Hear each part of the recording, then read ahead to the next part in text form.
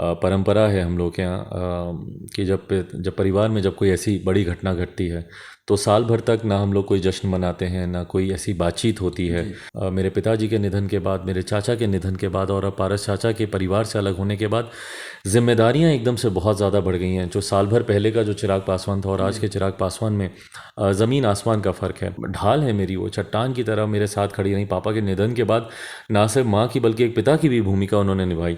एक सारथी के तौर पर इस पूरे कठिन समय में उन्होंने मेरा मार्गदर्शन किया। पार्टी में आप भी अकेला पड़ गए और परिवार में आपकी मम्मी। तो चिराग पासवान शादी कब कर रहे हैं? पूरा आपके समर्थक, आपके कार्यकर्ता जानना चाहते हैं सर कि चिराग पासवान शादी कब करेंगे। मुझे लगता है कि आज की तारीख में अब इस प्रश्न के ज़्यादा मायने बचते नहीं। और वैसे भी परंपरा है हम लोग के यहाँ कि जब परिवार में जब कोई ऐसी बड़ी घटना घटती है तो साल भर तक ना हम लोग कोई जश्न मनाते हैं, ना कोई ऐसी बातचीत होती है,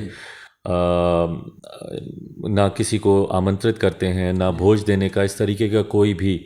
पिछले 1 साल मतलब पिताजी के निधन के बाद से घर में मेरी सिस्टर है, उनके बच्चे हैं, पर ना कभी किसी के दिन त्यौहार पर, जन्मदिन पर कोई केक काटा गया, ना कोई मीठा घर पे बना या किसी को दिया गया। तो ये परंपराएं हैं कुछ, इसीलिए अभी कम से कम साल भर तो ऐसी कोई चर्चा होना संभव ही नहीं है।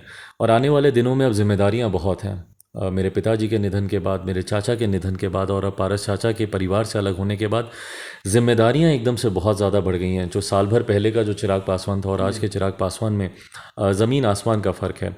मम्मी को देखना है, सबसे ज़्यादा अगर कोई आहत हुआ है परिवार में तो मम्मी है। उन्होंने पिताजी के साथ, उनकी शादी को 42 से 43 साल हुए। उन्होंने पूरा जीवन अपने पूरे कैरियर को एक तरफ रखकर, अपनी तमाम महत्वाकांक्षाओं को एक तरफ रखकर उन्होंने इस परिवार को अपना पूरा समय, अपना पूरा प्यार दिया।